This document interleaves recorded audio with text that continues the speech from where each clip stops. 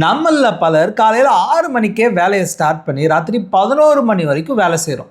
Saturday ஆகட்டும், Sunday ஆகட்டும், வேலை வேலை வேலை. ஆனால் நிம்மதியாக இருக்கீங்களா அப்படின்னு கேட்டால் நிறைய பேர் இல்லை அப்படின்னு தான் சொல்லுவாங்க. ஏன்? நம்ம முன்னோர்கள் ரொம்ப புத்திசாலிங்க. அறக்க பறக்க பாடுபட்டாலும் படுக்க பாயில்லை அப்படின்னு ஒரு பழமொழி எழுதிட்டு போயிருக்காங்க.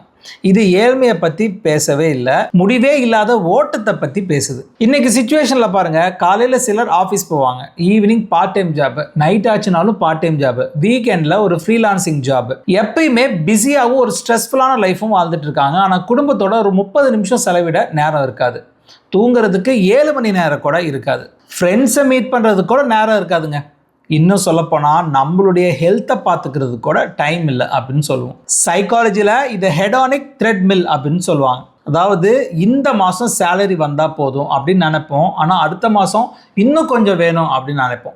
இந்த மாதம் பைக் வாங்கியிருப்போம், ஆனால் அடுத்த மாதம் கார் வாங்கினா என்ன அப்படின்னு யோசிப்போம். இந்த மாதம் ஒரு வீடு வாங்கிட்டா போதும் அப்படின்னு நினைப்போம், அடுத்த மாதம் பெரிய வீடை கட்டிடலாமே அப்படின்னு தோணும். இப்படி கோல் மாறிக்கிட்டே இருக்கும், ஆனால் நிம்மதி அப்படின்றது மட்டும் வரவே வராது. இது நிறைய பேர் சொல்லி கேள்விப்பட்டிருப்பாங்க, ஆனால் நம்ம ஃபாலோ பண்ணியிருக்க மாட்டோம். அது என்னன்னா, பணம் சம்பாதிக்கிறதுக்காக நம்மளுடைய உடம்பையே நம்ம இழப்போம். அந்த உடம்பை சரி பண்ணுறதுக்கு நம்ம சம்பாதிச்ச பணத்தை தான் செலவு பண்ணுவோம். குழந்தைங்களுக்காக தான் உழைக்கிறோம் அப்படின்னு பெருமையாக சொல்லுவோம், ஆனால் அவங்களுடைய சைல்டுஹுட் மொமெண்ட்ஸை நம்ம மிஸ் பண்ணிடுவோம். பெருசாக வீடு கட்டணும் அப்படின்னு கஷ்டப்பட்டு கட்டிடுவோம், ஆனால் அதுக்குள்ளே வாழ்கிறதுக்கு நம்மளுக்கு நேரம் இருக்காது. ஸோ அறக்க பறக்க பாடுபட்டாலும் படுக்க பாயில்லை.